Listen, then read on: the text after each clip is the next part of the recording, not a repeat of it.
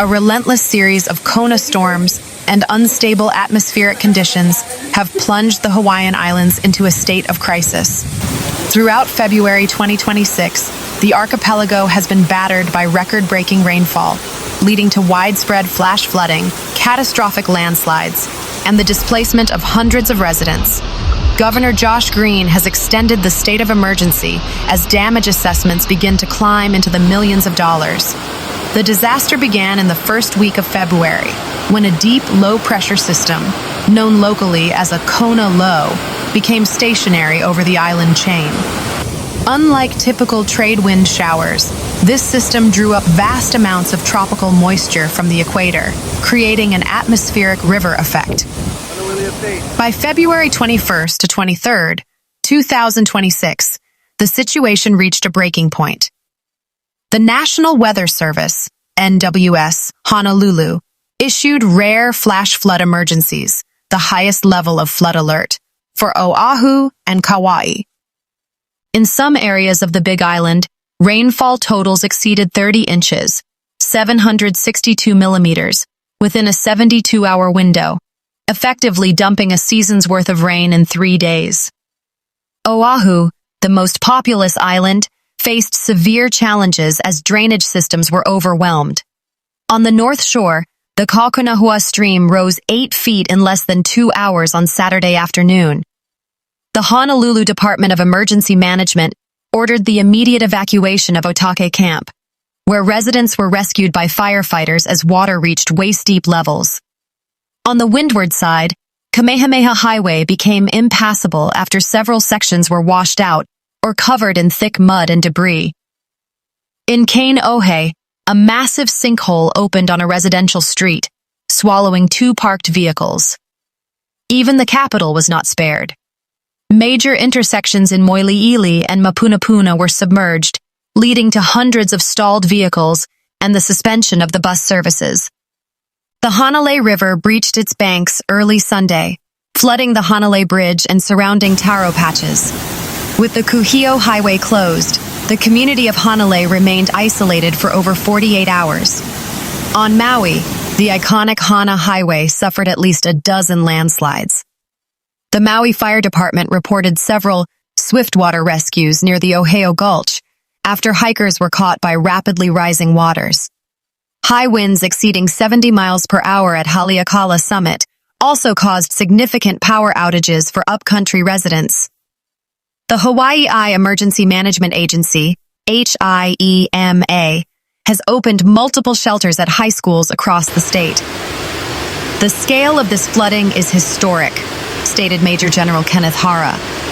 Our priority is life safety, followed by the restoration of critical transport links to ensure food and medical supplies can reach isolated communities. The Department of Health has also issued a brown water advisory for all islands, warning residents to stay out of coastal waters due to runoff containing pesticides, animal carcasses, and overflowing sewage. As the storm clouds begin to break, the focus shifts to the long-term recovery. Initial estimates suggest that the damage to public infrastructure, roads, bridges, and water systems could exceed $150 million. Federal assistance from FEMA is expected to be requested once the state completes its formal damage assessment. For those looking to assist or find information on missing persons, the American Red Cross has set up a dedicated portal for Hawaii flood relief. Meanwhile, the island of Oahu is facing one of its most severe weather catastrophes in decades. A relentless Kona Low storm system has stalled over the Central Pacific, funneling a massive atmospheric river directly onto the island. Throughout late February 2026, the island has been transformed into a landscape of submerged highways, devastated neighborhoods, and frantic rescue operations. Governor Josh Green has characterized the situation on Oahu as a top-tier emergency, noting that the sheer volume of water has overwhelmed even the most robust drainage systems in Honolulu and the North Shore. The crisis reached a peak on the afternoon of Saturday, February 21st. After nearly 48 hours of continuous moderate rain, a cell of extreme convective activity moved over the Waianae and Kūlau mountain ranges. In the span of just 3 hours, the Kaukonahua stream near Waialua saw its water levels jump by over 10 feet.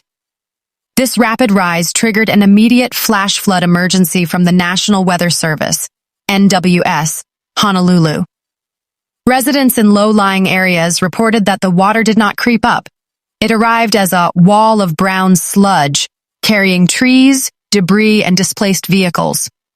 Approximately 80 residents of the Otake Camp community were forced to flee with only the clothes on their backs. The Honolulu Fire Department, HFD, utilized specialized swift-water rescue teams and helicopters to extract families trapped on the roofs of their homes.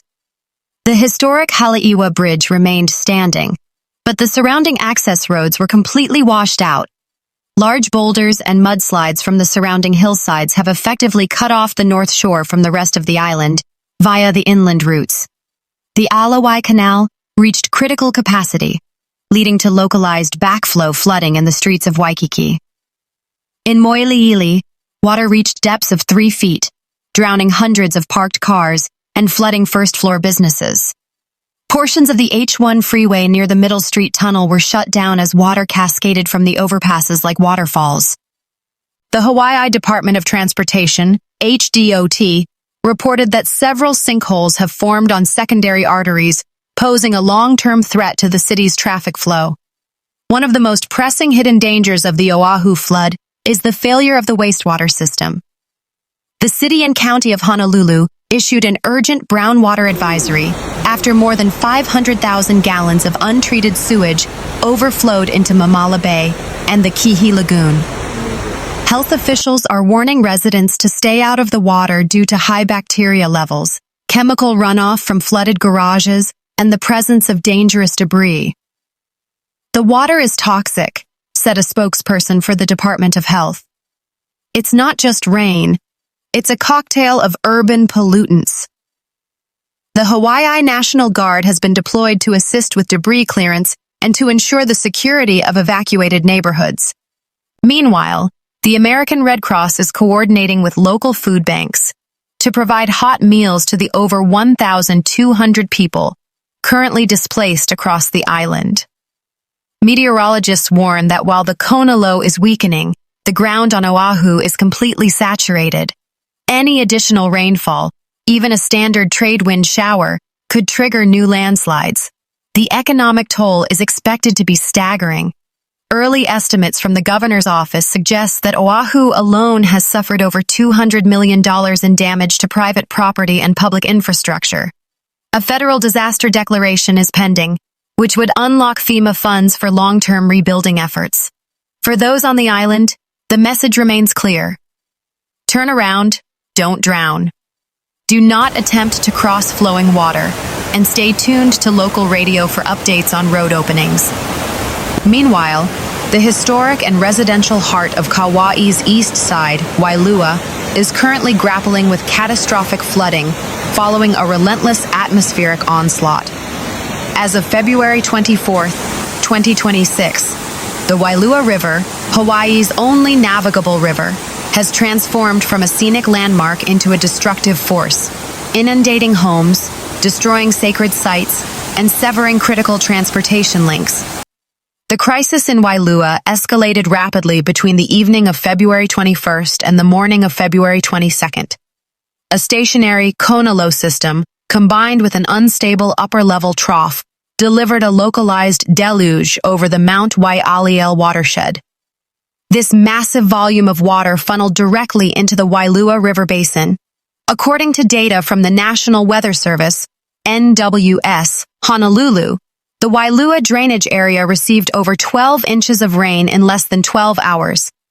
The river's gauge recorded a historic rise, breaching its banks and sending a torrent of brown, debris-laden water into the surrounding residential neighborhoods of Wailua Homesteads and Wailua Houselots. Massive albizia trees and heavy logs, uprooted from the upper valleys, have slammed into the bridge's support pillars. State officials from the Hawaii Department of Transportation, HDOT, were forced to close the bridge multiple times as crews worked feverishly with heavy machinery to clear the debris jam that threatened the bridge's structural integrity. With the bridge closed, the island of Kaua'i was effectively split in two. Residents in Kapa and the North Shore were cut off from the critical services of Lihu, including the Wilcox Medical Center and the Lihui Airport. Wailua Houselots. Streets such as Halaleo Road and Egger King Road turned into navigable waterways. Dozens of homes reported water entering the living areas, destroying furniture, appliances, and precious family heirlooms. Swift water rescues.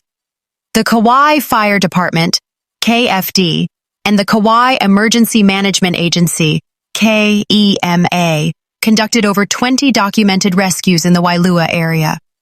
In one harrowing incident, a family of 4 was plucked from the roof of their minivan after being swept off the road near the Cocoa Palms area. Cocoa Palms Site. The iconic and controversial Cocoa Palms resort site was completely submerged, with floodwaters reaching the height of the coconut grove's lower trunks, highlighting the vulnerability of the coastal lowlands. The flooding has also taken a toll on the cultural landscape of the Wailua Heritage Complex. The sacred heiau temples along the river experienced significant runoff erosion. Furthermore, the Department of Land and Natural Resources, DLNR, has expressed grave concern over the sediment plume entering the ocean at the river's mouth. The massive influx of mud and fresh water is expected to suffocate the coral reefs at Wailua Beach, a popular surfing and fishing spot. A strict brownwater advisory remains in effect, warning that the water contains unseen dangers, including leptospirosis bacteria and chemical runoff from flooded septic systems. As the rain finally begins to taper off on this Tuesday morning, the cleanup process is beginning. Governor Josh Green and Mayor Derek Kawakami toured the area via helicopter, pledging state and county resources for the recovery. Wailua is a resilient community, but the damage here is profound, said Mayor Kawakami. We are focusing on clearing the roads and ensuring that the water and power systems are safe before we allow residents back into the hardest hit zones. The American Red Cross has established a service center at the Kapa Neighborhood Center for those displaced from their homes in Wailua. Volunteers are providing meals, clothing, and mental health support for traumatized families.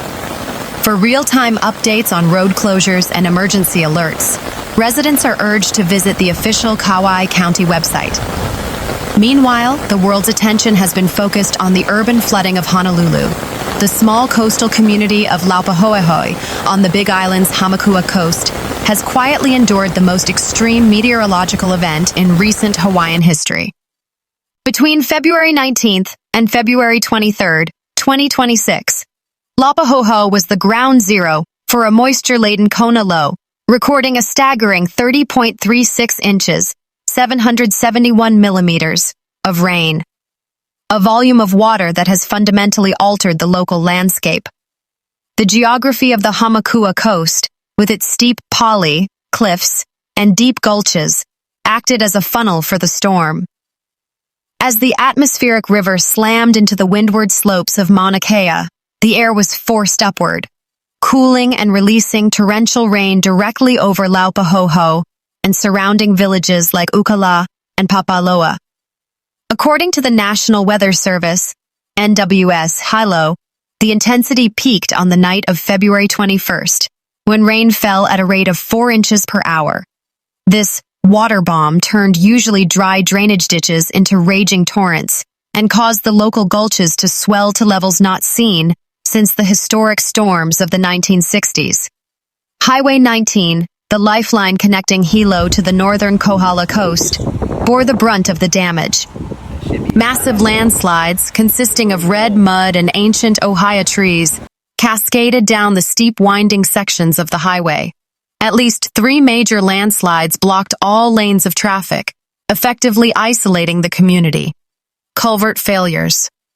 The sheer volume of water caused several older culverts to collapse, leading to significant washouts, where the roadbed simply disappeared. The Hawaii Department of Transportation, HDOT, has designated this stretch as a critical repair zone, with no estimated time for full reopening.